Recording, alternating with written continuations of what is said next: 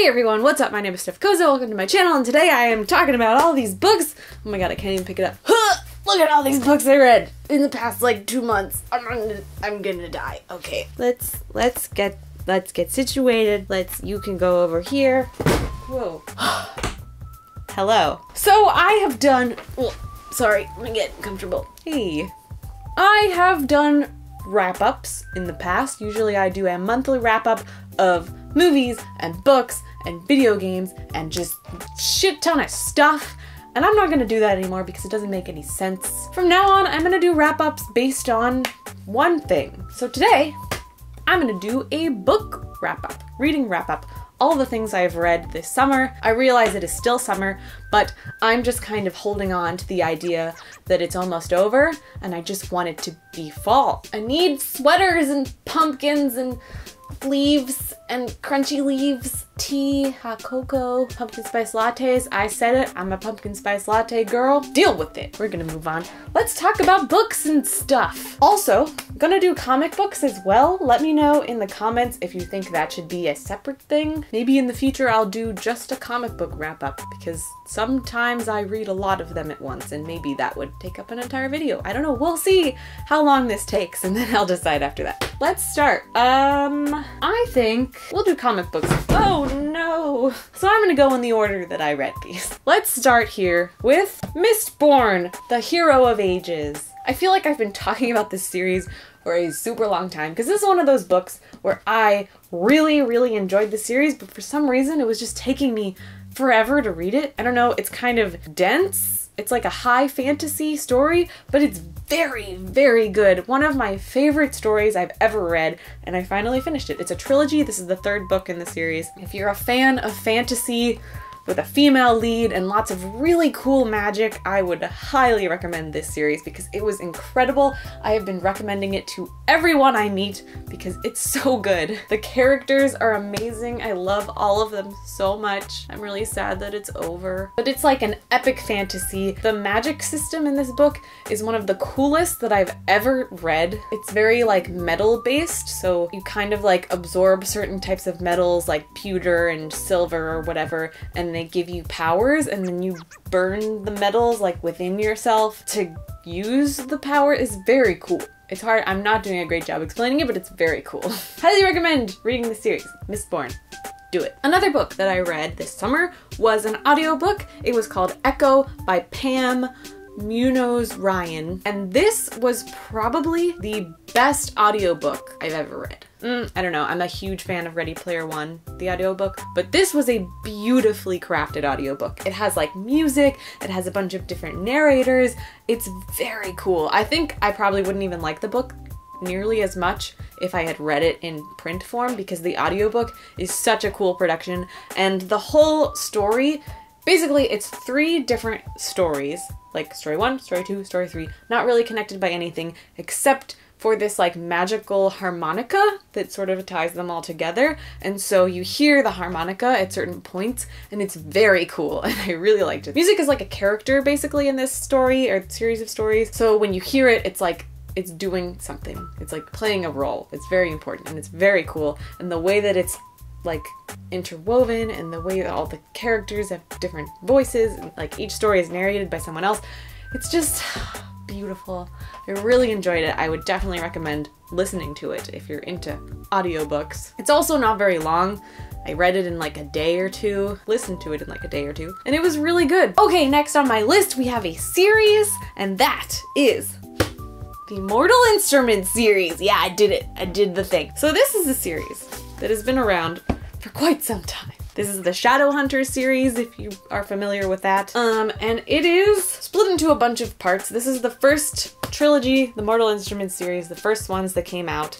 Actually, it's not a trilogy anymore. There are now 6 of them, but these are the first 3, and I read them, and I'm very proud of myself for doing that, because I said I was gonna read these so many years ago, like when these were the only ones that existed. I was like, I'm gonna read that. And then, you know, I didn't, because it's me, and that's what I do. But I finally read them. But the ones that I read, if you're curious, are Book 1, City of Bones, Book 2, City of Ashes, and Book 3, City of Glass. This is like one of those classic, if you're gonna get into YA fantasy, it's like a staple of the genre. Like, everybody knows it, everyone has read it, everyone has something to say about it, there's a lot of controversy about it, we don't need to get into all of that. But I wanted to read it just because I felt a little bit out of the loop, and I was like, I'm into the YA fantasy shit, I should probably read this. So I read it. And I am, honestly, like, really obsessed with it. It's kind of a problem. Especially because it's not, like, super well written. It's not like, I'm not gonna, like, praise it for its merit or anything. Like, it's an average YA book. But something about it is just so gripping. It's like one of those guilty pleasure reads where you're like, why do I need to keep reading this? Why do I care so much about these characters? But you just love every single one of them, and I'm in love with Jace Wayland. And that's really all it comes down to. I'm just in love with the fictional character that I will never have, and that's the story of my life, basically. But it's just a really cool story, and the whole system of the world is very cool. The Shadowhunters is a really fun idea. I even started watching the Shadowhunters show after reading these, which is really not great. Just is not very good, but here we are. Can't stop watching it. This is my life. My life has become nothing but guilty pleasures, and that's what it is. But yeah, they're really good and I'm really enjoying them. I'm actually currently reading Clockwork Angel, which is another series in the Shadowhunters Chronicles. Basically, I'm reading them in a particular order that was recommended to me. There's like a lot of different orders you can read them in. I was told to read The Mortal Instruments 1, 2, and 3, then read The Infernal Devices, which is this, which is in the same world except it's set in like the 1800s, Victorian England. So I'm gonna read these, and then I'm gonna go back to The Mortal Instruments and read 4, 5, and 6, and then I'm gonna read the new series, which is The Dark Artifices, which has currently only 2 books. There's another one coming soon. So yeah, I'm just really engrossed in this world right now. It's really fun. I recommend it if you're into YA fantasy. And if you're looking for a really easy page turner, because I read The Mortal Instruments, the first 3 books, in a week. Granted, I stayed up all night long and just read them into the night because I have no self-control, but